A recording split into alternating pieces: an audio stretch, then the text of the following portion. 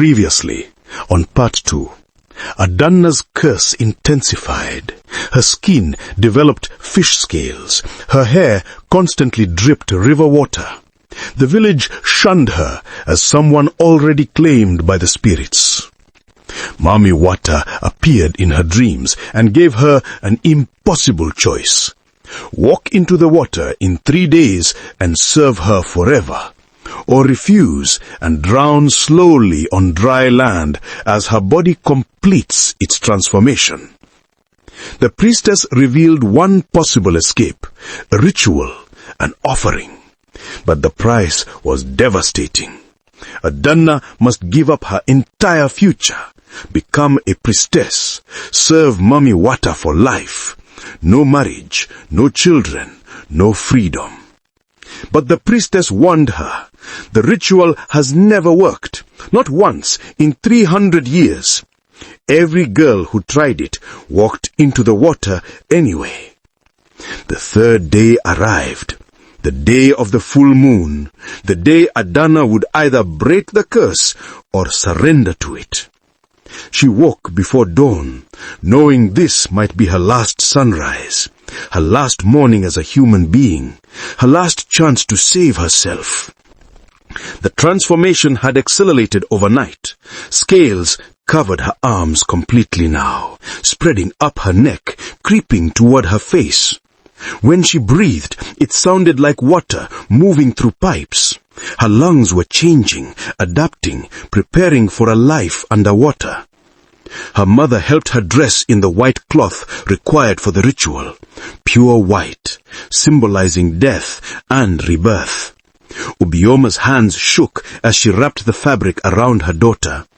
"This will work," she whispered, though her voice carried no conviction. Her father stood in the doorway, unable to speak. What do you say to a daughter who might die tonight? What words exist for a moment like this? He had failed to protect her, failed to save her from her own pride, and now all he could do was watch. Adanna looked at herself in the mirror one last time. She barely recognized the face staring back at her. Her eyes had changed color slightly, taking on a faint greenish tint. Her skin had that permanent wet sheen. She looked like something caught between worlds, no longer fully human, not yet fully spirit, something in between, something wrong. The ritual items lay ready on the table. White cloth, palm wine for libation, her most valuable jewelry, the gold necklace her grandmother gave her to be offered to the river, cowrie shells blessed by the priestess, and her will, her determination, the only weapons she had left. The priestess Adeeze arrived as the sun fully rose. She wore her full ceremonial regalia, white and red cloth, chalk markings covering her face and arms in sacred patterns, cowrie shell necklaces clicking with each step. Her staff, carved with symbols of water and protection, planted firmly in the ground. She looked ancient, powerful, but also deeply sad. She examined Adanna carefully, touched the scales, looked into her color-changing eyes, listened to her water breathing. "The claiming is nearly complete," she said quietly. "Maybe 70%. Once it reaches 90, there's no coming back. The ritual must work tonight, or..." She didn't finish. She didn't need to. "I'm ready," Adanna said. Her voice sounded different now, deeper, with an echo to it like she was speaking from underwater. "Whatever happens tonight, I am ready." The procession began at noon. Priestess Adeeze led, chanting prayers in the old language, the language of spirits and ancestors. Adanna followed, wrapped in white, walking barefoot, carrying the ritual offerings. Behind her came her family, her mother crying silently, her father's face like stone, her uncle and aunts, cousins, everyone who loved her tailed behind them. The entire village lined the path to watch. Some faces showed pity, others showed fear. A few showed something darker, satisfaction. She had been proud, she had mocked the old ways, and now look at her, walking to her own sacrifice. This was what happened to those who thought themselves above tradition. Mothers covered their children's eyes. This was not something the young ones should see. The claiming of a soul, the surrendering of a life. This was adult horror, adult consequences. The children would learn about Adanna's story later, whispered as a warning, a cautionary tale told for generations. As each step Adanna made, she left wet footprints in the dry dust. Water, always water, following her, marking her path, claiming the very ground she walked on. The river was already reaching out to her, pulling her closer, molecule by molecule. And then they saw it, the river, perfectly still, like glass, not a ripple, not a current, as if it was holding its breath, waiting, watching. The water had a faint glow to it, even in daylight, supernatural, ancient, alive with power older than the village, older than the stories, older than memory itself. The ritual ground had been prepared, a circle of stones, an altar facing the water, space for Adanna to kneel, space for the priestess to perform the ceremony, and beyond it all, the river, silent, patient, knowing. The priestess began drawing sacred symbols in the dirt with her staff, patterns of protection, symbols to open communication with the spirit world, geometry that connected earth to water, human to deity. Each mark hummed with power, glowing faintly as it was completed. Adanna knelt in the center of the circle. The stones formed a barrier around her, minimal, symbolic, more hope than protection. Before her lay the offerings, the palm wine, the gold jewelry, the white cloth, and herself, the ultimate offering. The priestess poured libation, palm wine into the earth, feeding the ground, honoring the ancestors, asking for their intercession. Ancestors of Obodo, she chanted, hear your daughter. She comes in humility. She comes in surrender. She seeks to break what pride created. Accept her offering. Speak to the Mother of Waters on her behalf. Outside the circle, Adanna's family held hands and prayed. Every deity they knew, every ancestor they could name. Their lips moved in desperate whispers. Please, please, please. The single word repeated across generations. The prayer of every parent who ever watched their child face death. The sky began to darken, not gradually, suddenly. Clouds appeared from nowhere, thick and heavy, blocking the sun. The temperature dropped. The air became thick, humid, hard to breathe. Reality itself was shifting.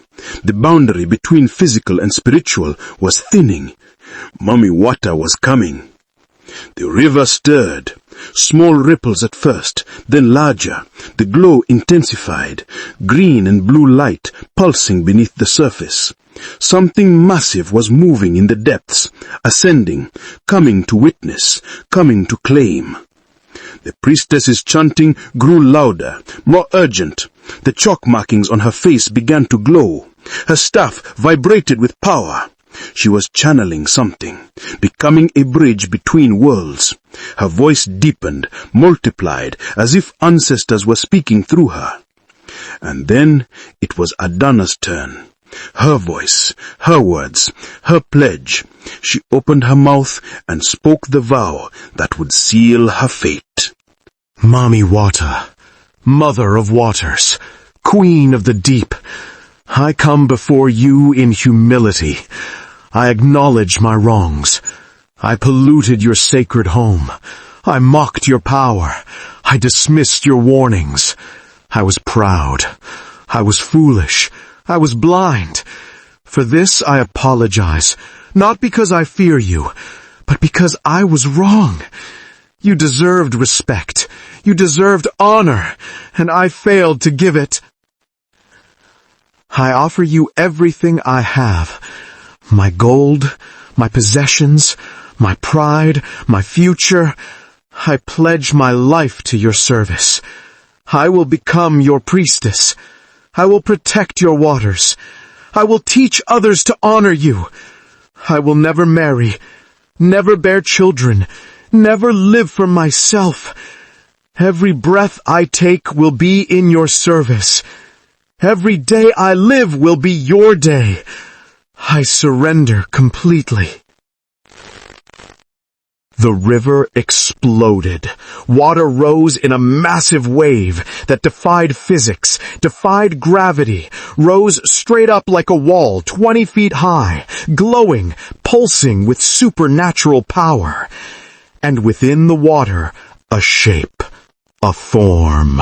Mami Wata herself, manifesting in the physical world. She was more beautiful than the dreams, more terrifying than nightmares. Half woman, half fish, entirely divine. Her scales caught the strange light and threw it back in colors that hurt to look at. Her hair flowed upward despite gravity, alive with currents from another world. Her eyes glowed like green lanterns, and her face wore an expression Adanna couldn't read. Curiosity? Amusement? Hunger? Mami Wata floated above the water, suspended in air and foam and impossibility. When she spoke, her voice came from everywhere, the water, the wind, the ground itself. Adanna, daughter of pride, now you kneel. Now you offer, now you surrender. But I have heard these words before, from others like you. They all promised, they all pledged, and they all failed. Adanna forced herself to look up, to meet those burning eyes. I will not fail. I swear it. Test me. I will prove it. Mami Wata smiled. It was not a kind smile. Test you? Oh, child, I will do more than test you. I will show you what you're giving up. I will make you feel every loss, every sacrifice, every moment of the life you'll never live. And then we'll see if you still want to serve me. She raised her hand. Reality shimmered, twisted, and Adanna was no longer kneeling by the river.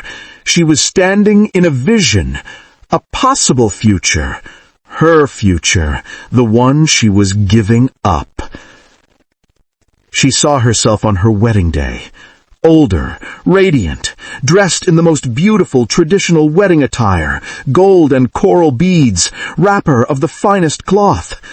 A man stood beside her, loving, devoted, his face blurred, but his love clear. Her mother crying happy tears, her father beaming with pride. The future she would never have.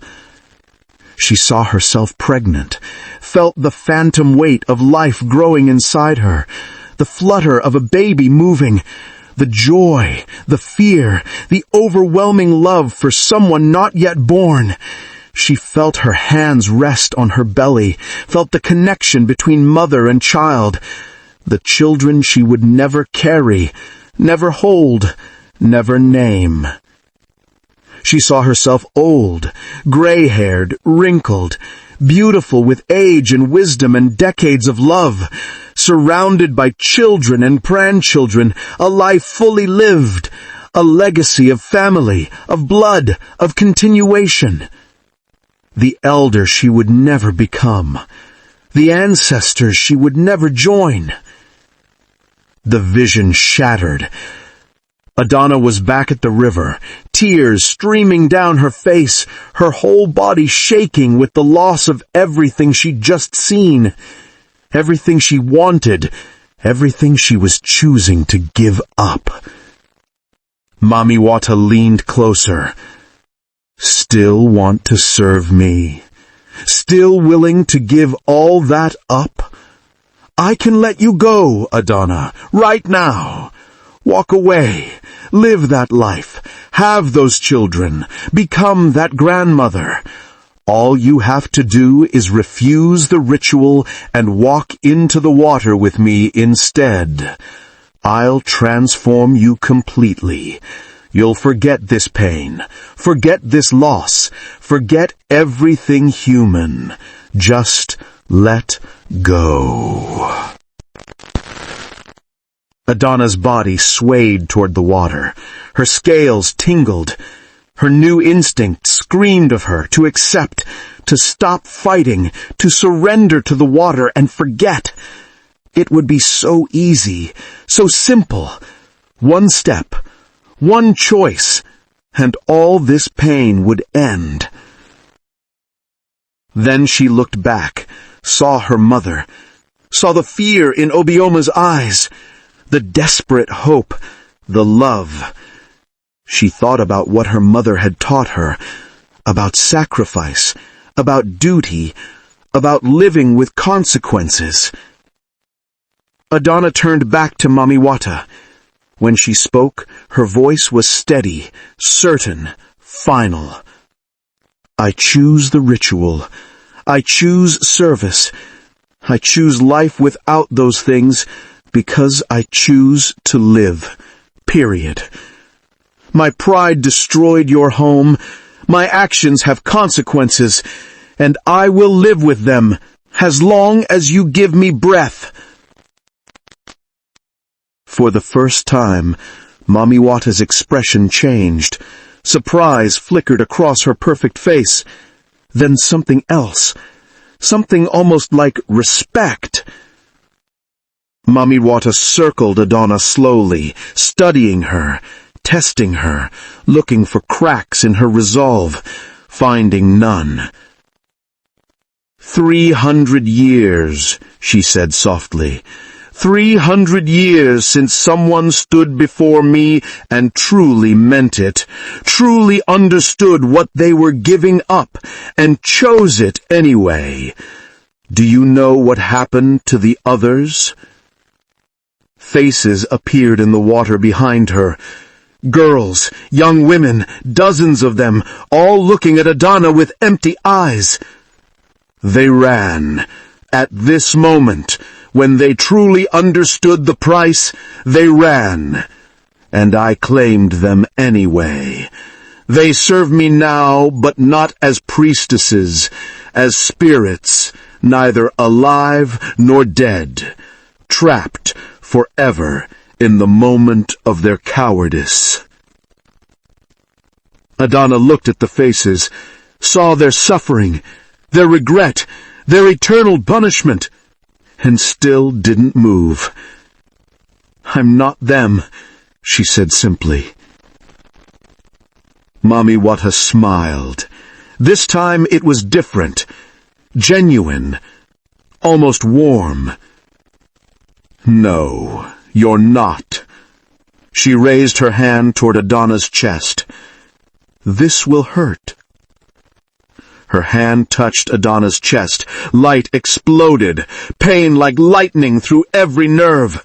Adanna screamed, but she didn't pull away, didn't run. She held her ground and endured. The scales began to fade, not vanish, recede, pull back under her skin. Still there, still part of her, but controlled now, held in check by will and covenant and divine agreement. Her hair dried, her breathing normalized, the water in her lungs evaporated. She was becoming human again, mostly. Adanna fell to her hands and knees, gasping. The pain was unbearable, worse than the curse itself. This was reversal, unbeing, being pulled back from the edge of divinity and forced back into flesh. It felt like dying and being born at the same time. Priestess Adeze stepped forward, placed her hand on Adanna's head. The covenant is sealed. You are no longer marked for claiming. You are marked for service. Rise, Priestess Adanna. Rise and accept your new life. Adanna struggled to stand. Her family rushed forward, breaking the circle, catching her before she fell. Her mother sobbed against her shoulder. Her father held them both. She was alive. Changed, bound, but alive. But Mami Wata wasn't finished. Hear the terms of your service, Priestess. You will live by my river. Build your shrine within sight of these waters. Every morning you will offer prayers. Every evening you will protect my home from pollution. You will teach the young to respect water. You will mediate between my realm and theirs. This is your life now. I accept, Adanna said, her voice hoarse but certain. Mami Wata reached out once more, touched Adanna's forehead. A mark appeared, faint, glowing briefly, then fading to an almost invisible pattern. But it was there. The mark of the covenant. The symbol of her binding. Everyone could see it. Everyone would know what it meant. The mark was beautiful, intricate. Waves and water patterns that seemed to shift and move when you looked directly at them. It marked her as other, as between, as both human and something more.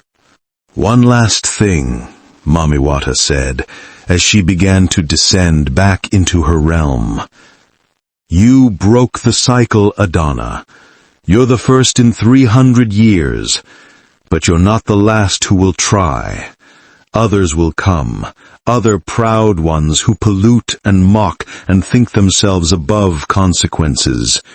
You will warn them, and if they don't listen, she smiled that dangerous smile, you will stand aside and let me claim them. This is your burden. This is your service. The water fell.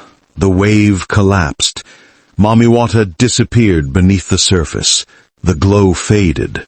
The supernatural pressure lifted. Reality returned.